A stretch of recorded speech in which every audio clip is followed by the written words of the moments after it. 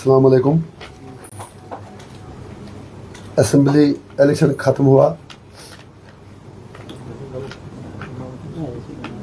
मैं कश्मीर के सारे लोगों का शुक्रिया अदा करता हूं जिन्होंने कैंपेन के दौरान मुझे हर जगह बहुत प्यार दिया, हमारी बात सुनने के लिए आए, हमें ताउन दिया, ख़ास तौर से यूथ का कि जिन्होंने रात दिन तमाम मसरूफियात के बावजूद, तमाम हमारे मुखालफिन के हरबों के प्रोपेगेंडा के बावजूद जो हमारी कैंपेन का हिस्सा बने। तो इस वक्त मेरा आपसे बात करने का 2-3 मुद्दों पर मकसद है। पहली गुजारिश ये है कि कल काउंटिंग है। सारे मानते हैं, ख़ास तौर से जो रीजनल पार्टीज़ खुद को कहती हैं कि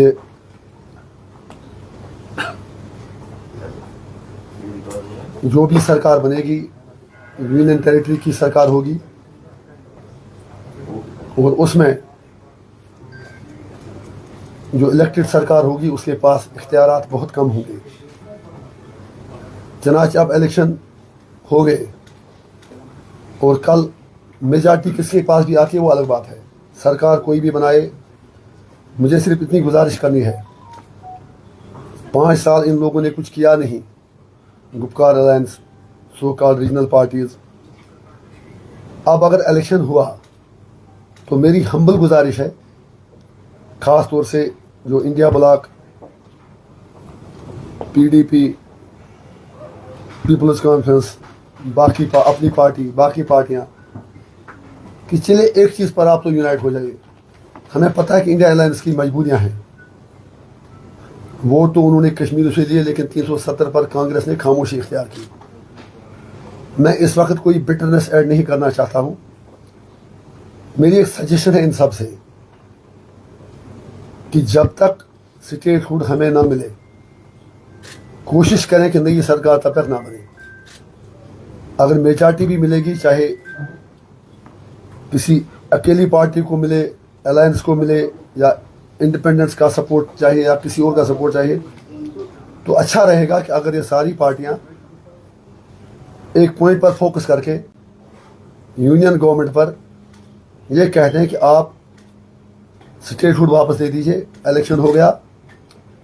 अगर उमर साहब खुद कहते थे कि म्यूनिसिपैलिटी से ज़्यादा पावर इस सरकार के पास नहीं रहेगा, तो उन पर भी लाजिम है, पीडीपी पर भी लाजिम है,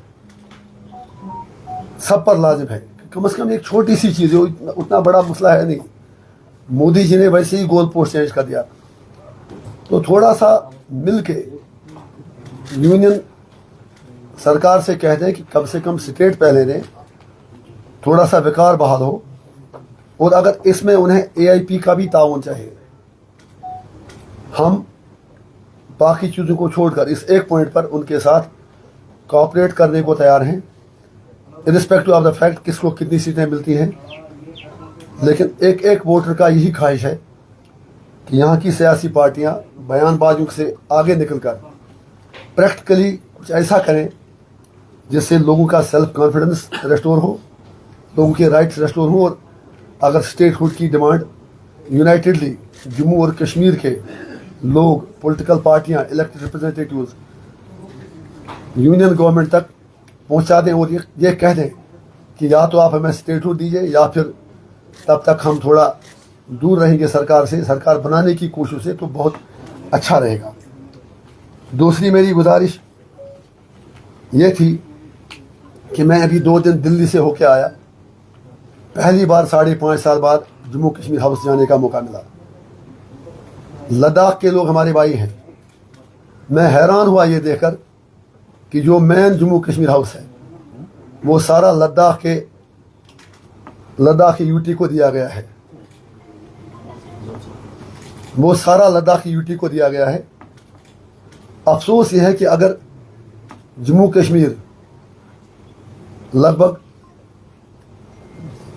2 करोड़ की आबादी है, 2 करोड़ की आबादी के लिए 2 ब्लॉक, कोई 20-25 कमरे, और लद्दाख की आबादी मुश्किल से 3-4 लाख है, उनके लिए भी उतना ही हिस्सा उसमें दिया गया, उतना ही शेयर दिया गया। ये ज़्यादती क्यों? मैं पूछना चाहता हूँ कि 5 अगस्त 2019 के बाद my humble appeal to government of India and the local government would be that what was the criteria adopted to divide the properties between Ladakh and Jammu and Kashmir. I have love, respect and sympathy for the Ladakhi people, लेकिन दुख यह है कि वहाँ तो बैठना ही है, वहाँ बच्चे जाएंगे, लोग जाएंगे, पेशेंट जाएंगे, बाकी लोग जाएंगे। तो आपने 4 लाख लोगों के लिए भी उतनी अकोमोडेशन वहाँ प्रोवाइड कर दी और 2 करोड़ लोगों को भी उतनी ही जगह दे दी। What was the criteria? और जो जगह जम्मू कश्मीर को मिली है वो तो पहले वहाँ पर कोई बीमार जाता था, कोई और जाता था, उनके लिए रिजर्व थी। छोटे छोटे कमरे, उससे बड़े तो बाथरूम है लोगों के घरों में। तो मुझे उम्मीद है कि आपकी वसादत से सरकार तक ये बात पहुँचेगी। And I want an explanation as a citizen of the state and as member parliament of north Kashmir कि हमें ये बताया जाए कि क्राइटेरिया क्या था जिस पर आपने वो बंदर बांट कर दी और हमारे रिसोर्सेज को आप हर चीज़ में जिस तरह मर्जी उस तरह कश्मीरियों को आप लाइट डाउन करते हैं। और जम्मू के लोगों से मेरी गुजारिश है कि वो भी ये चीज़ें देख लें। तीसरी चीज़ मेरी ये गुजारिश है, अब तो सरकार कल बनेगी ही, मैं कहता हूँ कि फिलहाल पार्टियाँ रुक जाएं। अगर सरकार कल बनाते हैं तो एक कैपिटल इसका कहाँ होगा? श्रीनगर है या जम्मू है? दरबार में एक अच्छी ट्रेडिशन थी जो एक बॉन्डिंग का काम करता था between 2 regions, cultural bonding, emotional bonding, हर तरह से बॉन्डिंग। उस सिर्फ ये कहना कि उससे कितने कुछ करोड़ पैसे हमें खर्च होते थे, I don't think that carries a logic. Secretariat में जाके जो मुझे पता चला, लोगों का काम सफ़र होता है, पैसा बचाने के बजाय कन्फ्यूजन है, ऑफिसर में भी कन्फ्यूजन है, लोगों में भी कन्फ्यूजन है। तो मेरी ये गुजारिश है कि नई सरकार बनाने से पहले एक बड़ा दिल दिखाकर हर चीज़ को अन्ना का मसला न बनाकर दरबार मुखी रिवायत को फिर से बहाल किया जाए ताकि जम्मू और कश्मीर के लोग एक दूसरे से मिल सकें, मिलजुल सकें और एक जो उनका एक कल्चरल बॉन्डिंग है वो मजबूत हो जाए। उसके अलावा आप सबको मालूम है कि अभी कुछ दिन पहले यति नरसिम्हन आनंद नामी एक तथाकथित पुजारी ने एक बार फिर प्रॉफिट हजरत मोहम्मद मुस्तफ़ा सल्लल्लाहु अलैहि वसल्लम के बारे में गुस्ताखी की। हमें उससे कोई फ़र्क पड़ने वाला नहीं, क्योंकि वो हमारे दिलों में रहते हैं। किसी भी मुसलमान को दिल बर्दाश्त होने की ज़रूरत नहीं, लेकिन उनके नाम पर मुसलमान अपना सब कुछ कुर्बान कर सकता है। लेकिन मेरा मोदी जी से इतना सवाल है, अगर आपने मुझको यूएपी में बंद कर दिया, कश्मीरी बच्चों को सोशल मीडिया पोस्ट करने पर तिहाड़ जेल भेजा गया, तो इस गुस्ताख रसूल की सज़ा क्या है? जो योगी आदित्यनाथ डोजर लेके हर जगह पहुंच जाते हैं, आखिर क्या ये आदमी यूएपीए तो इन लोगों के लिए बना था? हम पूछना चाहेंगे पूरे हिंदुस्तान के, मैं नहीं कहता हूँ सिर्फ मुसलमान ही, जो सेक्युलर हमारी मेजॉरिटी कम्युनिटी के लोग हैं, they also want to know why this man and few others like him have not been booked under UAPA। उनके लिए आपने क्या सज़ा तजवीज़ रखी है? और we all condemn it। During election campaign 2 चीज़ें मैं तवज्जो आपकी चाहूँगा। इलेक्शन कमीशन से मेरा सवाल है, मैंने इसी कमरे में बताया भी था जब मैं आया था, हमारी पार्टी का रजिस्ट्रेशन अभी तक नहीं दिया गया। What is the reason? हमने एमपी का इलेक्शन 19 में लड़ा एआईपी के नाम पर, 24 का हम जीत गए एआईपी के नाम पर, पंचायत इलेक्शन हमने एआईपी के नाम पर लड़े, और आज असेंबली के इलेक्शन भी हमने एआईपी के नाम पर लड़े। और हमारे साथ इतनी ज़्यादती क्यों? मैं इलेक्शन कमीशन ऑफ इंडिया से रिक्वेस्ट करना चाहता हूँ, for God sake let the nation know, let the people of J&K know, why didn't you give registration to Awami Ittehad Party? आपने इस पीरियड में डेमोक्रेटिक आज़ाद पार्टी को रजिस्ट्रेशन दे दी, अल्ताफ साहब की अपनी पार्टी को रजिस्ट्रेशन दे दी, बाकी पार्टियों को रजिस्ट्रेशन दे दी जिनका एड्रेस ही नहीं है। लेकिन एआईपी को, जिसने पार्लियामेंट इलेक्शन में इतनी अच्छी कारकर्दगी दिखाई, हमें आपने नचाया श्रीनगर से दिल्ली, दिल्ली से यहाँ। आखिर हमसे इतनी बेर क्यों? इलेक्शन कमीशन को खुल के कहना चाहिए कि वो हमसे चाहता क्या है।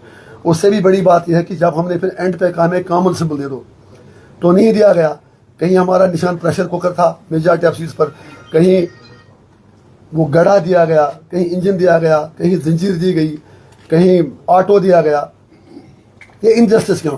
ये इलेक्शन कमीशन की न्यूट्रलिटी पर सवाल है। हमें उम्मीद है कि वो रेस्पॉन्ड करेंगे और आपसे भी कहेंगे जब भी आपको मौका मिले, you are voice of the voiceless, आप उनसे भी ये पूछ लें कि ऐसा आखिर उन्होंने क्यों किया। और जम्मू कश्मीर पुलिस से हम शुक्रगुजार है एडमिनिस्ट्रेशन के कि चलिए फिर भी कंपेरेटिवली जितना उन्होंने किया सबको फैसिलिटेट किया, लेकिन कई जगहों पर खास तौर से बडगाम में जब हमारी कंपेन चल रही थी बीरवा में, तो एक एडिट करके वीडियो बनाया गया कि जिसमें हमारे कारकुन पर कहा गया, उसने एक पर्टिकुलर कम्युनिटी के बारे में कहा कि स्लोगन कोई दिया। पुलिस ने फिर खुद कहा कि ऐसा कुछ नहीं था, शिया बनोगे ना बहना, जब उसने कहा ऐसा नहीं था। फिर पुलिस ने 3 बंदे गिरफ्तार भी कर लिए, लेकिन वो 3 बंदे गिरफ्तार करने के बावजूद उनको छोड़ा गया और ना ही पुलिस ने during campaign, during election process statement भी नहीं डाला कि ये फेक था। अफसोस हमें इस बात का है कि हम पूछना चाहते हैं जम्मू कश्मीर पुलिस से, अगर बडगाम में किसी बंदे ने एडिट करके फेक वीडियो फैलाया, सेक्टेरियन डिवाइड करने की कोशिश की, उन बंदों को आपने गिरफ्तार क्यों नहीं किया? ये ऐसा किसके इशारे पर हुआ? ये मेरी डीजीपी साहब से मुअद्दबना गुजारिश है। तो ये कुछ बातें थी जिन पर हमने सोचा कि आपके सामने रखें और आपसे ये अपना नुक्ता नज़र रख लें। तो अगर आपको कोई सवाल हो तो आप पूछ सकते हैं। अगर आप इस पोजीशन में होंगे कि आपके बगैर सरकार नहीं बनेगी, क्या आप सरकार बनाने के लिए दोनों साइड में किसी साइड को सपोर्ट देंगे कि आप अपोजिशन में बैठने का तैयार कर सकें? सर अभी वेट कीजिए, मैंने पहले भी आपसे कहा कि मेरे लिए प्रायोरिटी सरकार बनाना नहीं है, सरकार तो भी बनेगी। वेट कीजिए, कल तक नतीजे आए, देखते हैं उसके बाद। इंजीनियर साहब, अभी कॉन्स्टिट्यूशन जो प्रोविजन है उसको वायलेट किया जा रहा है, आर्बिट्री जो रूल्स है या पावर्स है वो एलजी को दिए जा रहे हैं, डिस्पाइट की president of India has not authority to use the arbitrary powers. तो उसको आप कैसे देख रहे हैं? Even Congress has already said that this is the pre poll rigging. किस चीज का आप वजाहत करें थोड़ा? 5 नंबर जो नॉमिनेट हो रहे हैं। देखिए, उस पर आपने अच्छा सवाल पूछा। जब ये चीजें हुई मैं जेल में था। मैं मोदी जी से एक ही गुजारिश करना चाहूँगा, मेरे लिए अभी आप में किसी ने मुझे बाहर कोई कह रहा था कि बीजेपी को पहले ही 5 सीटें मिली, मैं उसको बीजेपी और कांग्रेस लड़ाई में नहीं देखना चाहता हूँ। सवाल ये है, अगर मोदी जी ये कहते हैं, अमित शाह जी कहते हैं, बीजेपी दावा करती है कि अब इंटीग्रेशन पूरा हुआ, एक विधान, एक प्रधान, एक निशान, तो अगर पूरे कंट्री में कहीं नॉमिनेशन नहीं है तो JNK में क्यों? बल्कि मैं कहता हूँ, एक तरफ आपने स्पेशल स्टेटस रो कार्ड खत्म किया, दूसरी तरफ आपने एक नया स्पेशल स्टेटस लाया। अगर हमारे कश्मीरी पंडित भाई, तो हमारे भाई हैं, वो भी इलेक्शन लड़ते हैं। मेरी पार्टी में भी एक कश्मीरी पंडित भाई इलेक्शन लड़ रहा था, हमने भी टिकट दिया। कश्मीर में दर्जनों कश्मीरी पंडित भाई इलेक्शन लड़ रहे हैं, वो बिल्कुल एज गुड स्टेक होल्डर्स है जितना हम हैं। तो मेरा ये सवाल है, फिर मेरा बेसिक कंसेप्ट से ही झगड़ा है कि नॉमिनेशन क्यों? फिर डेमोक्रेसी का मतलब क्या है? उसके लिए आप काउंसिल बनाओ, लेजिस्लेटिव काउंसिल बनाओ, उसको बहाल करो, जितनी मर्जी उतने आप नॉमिनेट करो, आई हैव नो प्रॉब्लम। जैसे अपर हाउस इधर पार्लियामेंट में है, जैसे यहाँ पर था, असेंबली का फिर स्पिरिट ही डाई हो जाता है अगर आप किसी को भी नॉमिनेट करें। I am not talking only about Kashmiri pandits, I am not talking only about POK refugees. मैं कहता हूँ किसी को भी आप असेंबली में नॉमिनेट करोगे, मेरी ये सोच है कि डेमोक्रेसी के और कॉन्स्टिट्यूशन के स्पिरिट के खिलाफ है। एक फिर दूसरी बात, अगर आप ये कहते हैं कि कश्मीरी पंडितों को नुमाइंदगी देनी है, तो what about Muslims in Gujarat, UP, parliament? Modi ji की कैबिनेट में शायद एक भी मुस्लिम मिनिस्टर नहीं है। तो लिहाजा ये मोदी जी को सोचना होगा पहले कि अगर वो कहते हैं कि हमने यहाँ पर एक मतलब विधान, एक प्रधान, सब कुछ खड़ा कर दिया, तो फिर जम्मू कश्मीर में चोर दरवाजे से ऐसा करने की क्या जरूरत है? वही सवाल POG के रिफ्यूजीज का है, जब वो भी इलेक्शन लड़ सकते हैं, वो जम्मू में सेटल्ड हैं, आपने उनको पैकेज भी दिए, सब कुछ दिया, वोटिंग राइट भी दिया, इलेक्शन भी लड़ सकते हैं, तो नॉमिनेशन क्यों? तो मेरा अपनी रीजनल पार्टी से सवाल है कि आपने इन चीज़ों पर किया क्या 5 साल? जब फारूक साहब ने कहा था जेल से छूटने के बाद कि अब हम गांधीयाई मूवमेंट के जरिए लोगों के राइट्स की बात करेंगे, वो मुझे कोई एक राइट बता दें जो उन्होंने सिक्योर किया। इंजीनियर रशीद अभी कुछ दिन के लिए यहाँ है, मुझे नहीं पता कि मेरी बेल एक्सटेंड होगी, क्या होगा। जितना हमसे हो सके हम कर रहे हैं, और मेरा जेल में बैठना ही ये था कि मैं इन कॉलोनियल सरकार के इन आमिराना फैसलों के खिलाफ लड़ रहा था। That's why I was victimised, you all know it. तो ये क्वेश्चन बाकियों के लिए है, और जो कोई भी इस सिलसिले में कोई अच्छा कदम उठाएगा, I am there to support them. Engineer साहब, according to exit poll Bhajpa को जम्मू में मेजॉरिटी मिल रही है और कश्मीर में एनसी को मेजॉरिटी मिल रही है। अगर कल को आप, क्योंकि एग्जिट पोल में आपको भी कुछ सीटें मिल रही, तो किनके साथ आप जाना पसंद करेंगे? सर, मैंने इस सवाल का पहले ही जवाब दिया। मेरी प्रायोरिटी सरकार बनाना नहीं है। मेरे लिए परेशानी यह है कि मतलब कश्मीर में है ना वो कहावत है, पूज मना बगो काठ मना बगो जानो तो पूज मना बयान है। मेरे लिए वही मामला है जी। इंजीनियर साहब, सर, मेरा सवाल है, और एक रिक्वेस्ट है कि अगर किसी को भी कुछ पूछना है, इसके बाद मुझे कोई बाइट नहीं देनी है, मुझे जल्दी कहीं जाना है, जो भी कहना है यहाँ कह दीजिए। जी मेरा सवाल ये है कि चूंकि इलेक्शन पीसफुली कंक्लूड हुए हैं, आप नया कश्मीर, बीजेपी के नया कश्मीर को प्रोपेगेंडा कहते हैं और आपके बैनर पे भी लिखा है जेल फ्री कश्मीर। सो आप प्रिजनर्स की बात करते हैं और साथ साथ आपने प्रेस कॉन्फ्रेंस के आगाज में कहा कि जो यहाँ की पॉलिटिकल पार्टीज है रीजनल सो कॉल्ड, लेकिन जब हम आपके कैंडिडेट्स पे नजर दौड़ाते हैं जिनको आपने मैंडेट दिया, सो वो इन्हीं रीजनल पॉलिटिकल पार्टीज से वाबस्ता है। एक दूसरा, जो प्रिजनर्स की आप बात करें, आपके कैंडिडेट एक प्रिजनर की बेटी के साथ ही नाजिबा अल्फाज उनके खिलाफ थे। दूसरा, तीसरा ये कि बैनुल अक़वामी सतह पर आप ही के एक कैंडिडेट वहाँ पे जाके कहते हैं कि कश्मीर में मिलिटेंट्स यहाँ की खवातीन के साथ रेप करती है। So how do you?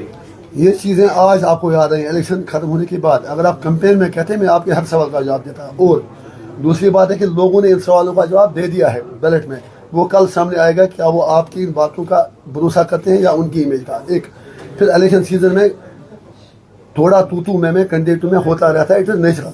तो मेरे हिसाब से ऐसा कुछ भी नहीं है। We have respect for all. और अगर किसी कोई कुछ कहता है वो उसकी पर्सनल राय है।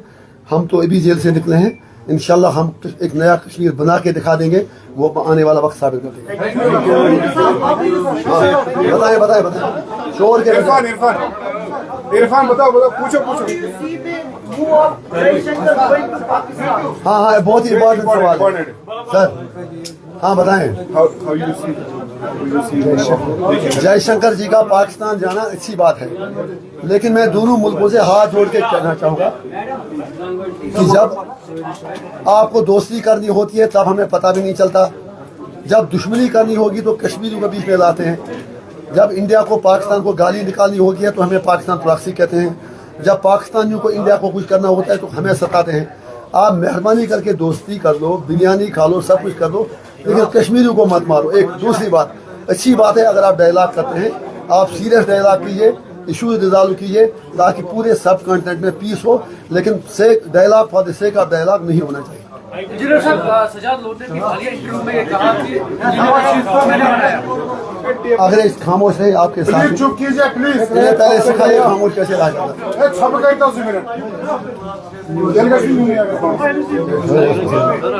इंजीनियर साहब, अभी सजाद लोधी ने इंटरव्यू में कहा कि इंजीनियर रशीद को मैंने बनाया, वो किसी का नहीं हुआ, आपका क्या होगा? वो किसी का, वो मेरा नहीं हुआ, वो लोगों का क्या हुआ? और जीके में जितने भी आर्टिकल वो मैंने लिखे, वो वंडरफुल, वेरी इंपॉर्टेंट क्वेश्चन। पहली बात यह है वोट तो लोग डालते हैं, मेहरबानी कर अगर आप खामोश रहिएगा ना प्लीज। अरे आप जर्नलिस्ट हैं, थोड़ा अपने पेशे का ख्याल रखिए प्लीज। काइंडली फॉर गॉड सेक, बहुत इंपॉर्टेंट सवाल है। अभी आप ही पकड़िए, अगर मुझे थोड़ा इधर उधर हुआ तो शाम को आएंगे इस तरह कहा। पहली बात यह है कि मुझे सजा साहब का रेस्पेक्ट है। मैं तो सरकारी नौकरी करता था 2008 तक। इलेक्शन से पहले 5 दिन मैंने नौकरी छोड़ी, वो तो बाइकाट पर थे। अगर आपको याद होगा 2008 में वो बाइकाट मुहिम चलाते थे, तब वो गिलानी साहब से ज़्यादा बाइकाट के चैंपियन थे। तो ये कोई बात हजम ही नहीं हुई। एक फिर जो उन्होंने कहा आर्टिकल्स की बात, क्योंकि I can't speak on the merits of the case. जो मेरे ऊपर केस लगा है उसमें सबसे बड़ा चार्ज है कि मैं अपने आर्टिकल्स में, स्टेटमेंट्स में सेपरेटिस्ट आइडियोलॉजी को प्रमोट करता था। तो अगर सजाद साहब का कहना सही है वो मेरे आर्टिकल लिखे थे, तो फिर मेरी NIA से बात मुझसे गुजारिश होगी कि अगर सजाद साहब का कहना सही है कि वो मेरे आर्टिकल लिखे थे, फिर तो उनको जेल में भेजा जाए, फिर वो आर्टिकल भी लिखे थे, लिहाजा UAPA में उनको बुक किया जाए। मेरी गुजारिश है ये सरकार से। अब मैं देखता हूँ उनका अमित शाह और उनका बड़ा भाई